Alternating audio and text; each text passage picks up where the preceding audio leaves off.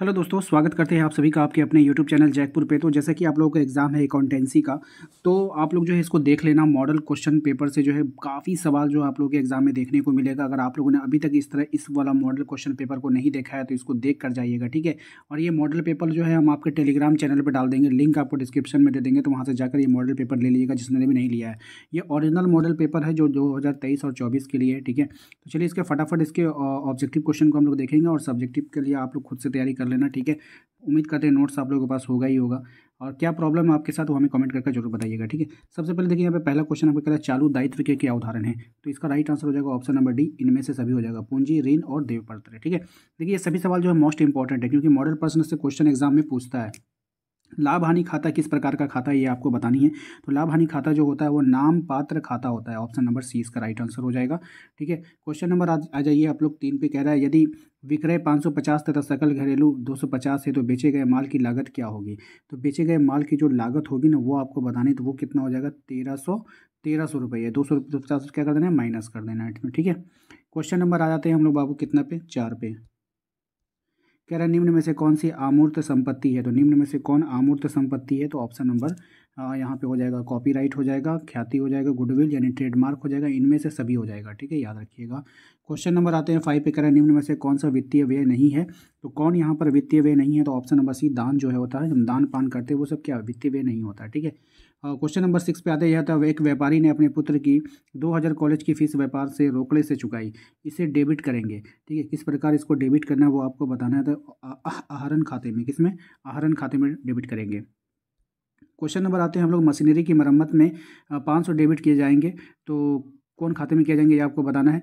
तो इसका right answer हो जाएगा ऑप्शन नंबर ए, मशीनरी खाते में। किसमें करेंगे, मशीनरी खाते में। क्वेश्चन नंबर 8 पे ये कह रहा है संपत्ति का मूल्य लगाव लागत घटाओ अवशिष्ट मूल्य संपत्ति का अनुमानित उपयोगी जीवन, ठीक है, ये आपको बतानी है। तो राइट आंसर हो जाएगा इसका ऑप्शन नंबर ए, ह्रास हो जाएगा, ठीक है।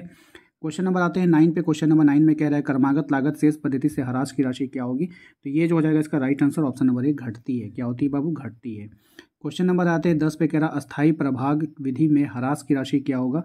तो अस्थायी प्रभाग विधि में ह्रास की राशि क्या होगी, स्थिर रहती है। क्या होती है, स्थिर रहती है। क्वेश्चन नंबर 11 पे आइए। कह रहा है कि अस्थायी किस्त विधि में ह्रास निकाला जाता है, ठीक है। किस में निकाला जाता है ये आपको बतानी है। तो राइट ना मूल लागत पर, किस में निकालते हैं, मूल लागत पे। क्वेश्चन नंबर 12 पे ये कह रहा है कि 500 की अदत्त मजदूरी है, इसका लेखा कहाँ कहाँ होगा। तो इसका जो लेखा हो जाएगा वो हो जाएगा ए और बी दोनों में हो जाएगा, व्यापार खाते के नाम पक्ष में और चिट्ठे के दायित्व पक्ष में, ठीक है। ये दोनों याद कर लीजिएगा। क्वेश्चन नंबर 13 पे ये कह रहा है 1000 वेतन देना बाकी है, इसकी जनरल से क्या प्रविष्टि है। जनरल एंट्री आपको बताना है यहाँ पे कैसे जनरल एंट्री होगा। 1000 देना अभी बाकी है, ठीक है। तो इसका जो जनरल एंट्री हो जाएगा वो ऑप्शन नंबर पे हो जाएगा सैलरी अकाउंट में 1000 डेबिट टू सैलरी अकाउंट 1000, ठीक है। आइए क्वेश्चन नंबर आते हैं हम लोग 14 पे। कह रहा है कि अदत्त व्यय क्या है। तो अदत्त व्यय क्या है ये आपको बतानी है। तो ऑप्शन नंबर बी हो जाएगा दायित्व यानी कि ए, लायबिलिटी, ठीक है। क्वेश्चन नंबर 15 पे ये कह रहा है अग्रिम आय क्या होता है। तो अग्रिम आय आपको बतानी है। तो अग्रिम आय हो जाएगा ऑप्शन नंबर ए, संपत्ति हो जाएगा। क्या हो जाएगा, संपत्ति हो जाएगा। क्वेश्चन नंबर आते हैं हम लोग 16 पे। कह रहा है तलपट में दिखाए जाने वाले अदत्त व्यय रखे जाएंगे, कहाँ रखे जाएंगे ये आपको बतानी है। राइट आंसर हो जाएगा ऑप्शन नंबर आर्थिक चिट्ठा में, याद रखिएगा इसका आंसर को। क्वेश्चन नंबर 17 पे आइए। कह रहा है कि अप्राय ऋण का व्यापार डैश है। तो अप्राय ऋण का जो व्यापार होगा वो क्या होगा, एक व्यय है, एंड एक्सपेंस है, ठीक है। क्वेश्चन नंबर आते हैं 18 पे। कह रहा है पूर्वदत्त व्यय डैश खाता है। तो पूर्वदत्त व्यय जो होता है ना वो कैसा खाता है आपको बताना है। तो right answer option number B, संपत्ति हो जाएगा, एन एसेट। क्वेश्चन नंबर 19 पे ये कह रहा है आग से माल की हानि कहाँ डेबिट की जाएगी। तो आग से जो माल की हानि होगा वो कहाँ डेबिट करेगा, ऑप्शन नंबर से लाभ हानि खाते में, ठीक है। क्वेश्चन नंबर आते हैं 20 पे। कह रहा है अपने लागत पर आय के अधिक को क्या कहते हैं, पूंजी, लाभ, संपत्ति या फिर इनमें से कोई नहीं। तो इसका जो राइट आंसर हो जाएगा वो ऑप्शन नंबर बी हो जाएगा, लाभ कहा जाए, प्रॉफिट। तलपट तैयार किया जाता है, ट्रायल बैलेंस इज प्रीपेड, ठीक है। देखिए आप लोग अधिकतर ना इंग्लिश में पढ़ा कीजिए, इंग्लिश जो है ना अच्छा रहता है। अगर आप अकाउंट से लिए हो तो इंग्लिश ही पढ़ा कीजिए, ठीक है। 21 राइट आंसर हो जाएगा ऑप्शन नंबर बी, एक निश्चित तिथि पर, ऑन पर डे। तलपट का मिलान प्रभावित होता है नहीं agreement of trial balance of affected by, ठीक है, किससे होता है। तो right answer option number A, सिर्फ एक पक्षीय अशुद्धि द्वारा, वन साइडेड एरर्स ओनली, ठीक है। क्वेश्चन नंबर आते हैं 23 पे। कह रहा है 3 खाते वाली रोकड़ बही में अभय प्रविष्टि विपर्य प्रविष्टि कब होती है। In the 3 column cash book when does कंट्रा entry occur, ठीक है। राइट आंसर क्या हो जाएगा इसका, ऑप्शन नंबर ए हो जाएगा, ठीक है। क्या हो जाएगा? ए हो जाएगा। बैंक से रोकड़ का आहरण, ठीक है, withdrawal of cash from bank. Question number आता है 24 पे, कह रहा है रोकड़ बही है, कैश बुक है। क्या है कैश बुक? इज आपको बतानी है। Right answer option number C, रोज नामचा यानी ए जनरल, खाता बही ए लेजर, ठीक है, दोनों हो जाएगा। क्वेश्चन नंबर आता है 25 में, कह रहा है कि भुगतान का आदेश लिखने वाले व्यक्ति को क्या कहा जाता है?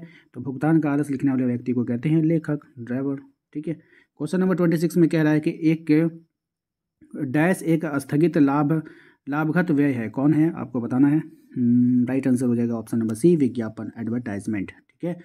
बैंक अधिवर्ष डैश का उदाहरण है, तो बैंक अधिवर्ष किसका उदाहरण है आपको बताना है। राइट आंसर हो जाएगा दायित्व का, लायबिलिटीज़ का। इनमें से कौन जो है काल्पनिक संपत्ति है, इनमें से कौन काल्पनिक संपत्ति है आपको बताना है। तो राइट आंसर हो जाएगा ऑप्शन नंबर डी, प्रारंभिक व्यय हो जाएगा, ठीक है। क्वेश्चन नंबर आते हैं हम लोग 29 में, कह रहा है कि इनमें से कौन प्रतिज्ञापत्र की विशेषता नहीं है। तो right answer option number B, इसे लेनदार लिखता है, ठीक है, ये नहीं होगा। क्वेश्चन नंबर आते हैं हम लोग 30 पे, कह रहा है विपत्र को भुनाने की स्थिति में कितने पक्ष रहते हैं। How many parties are involved in case of discounting of bill, ठीक है। राइट आंसर हो जाएगा ऑप्शन नंबर ए, 2 हो जाएगा, ठीक है। सब्जेक्टिव का यहाँ से आप लोग जो है स्क्रीनशॉट ले लीजिए, इसका तैयारी आप लोग अपने बुक से कर लेना। और एक इसका स्क्रीनशॉट ले लीजिए, ठीक है, और एक इसका स्क्रीनशॉट ले लीजिए। और इन सभी का यार, नहीं तो हम ये जो PDF है ना, हम डाल देते हैं आपको टेलीग्राम पे, वहाँ से जाकर डाउनलोड कर लीजिए और अपनी तैयारी को आप अच्छे से कीजिए, ठीक है। मिलते हैं हम लोग अपने अगले वीडियो में। Thank you. वीडियो अच्छा लगा तो वीडियो को लाइक करना है, चैनल पे पहली बार आए तो सब्सक्राइब कर लीजिएगा, क्योंकि किस तरह के वीडियो का नोटिफिकेशन आपके मोबाइल पर जाए, ताकि आने वाली और भी परीक्षा की तैयारी आप अच्छे से कर पाओ।